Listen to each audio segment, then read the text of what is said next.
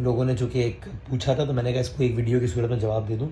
एक तो ये कि सबका बहुत बहुत बहुत बहुत शुक्रिया जिन लोगों ने पूछा, आपने कंसर्न शो किया, ऑफिस में भी सारे लोगों का, और फिर सोशल मीडिया में भी जिन जिन लोगों ने बहुत ज़्यादा पूछा, सबका बहुत बहुत शुक्रिया। मामला इस तरह था कि हमारा कुकिंग सेगमेंट शेफ़ रज़ा साहिबा के साथ चल रहा था, और इकरार साहब के भी हाथ में एक चोट थी, और उनके भी हाथ में इस तरह की पट्टी लगी हुई थी ऑलरेडी। तो उन्होंने मुझसे कहा कि यार आज आप यानी कि वो उनका वाला काम मैं कर लूँ, उन्होंने मुझसे कहा, क्योंकि उन्होंने कहा मेरा हाथ पंखे में आ गया और ये सारा सिलसिला है। तो मैंने कहा बिल्कुल ठीक है, को सही है। तो बल्कि प्राइम शुरू भी इस तरह ही हुआ कि मैंने इकरार से पूछा कि भाई आपकी तबीयत ठीक है, सब खैरियत है, सब ठीक है। तो और वो कहते रहे कि हाँ जी सब ठीक है, खैरियत है।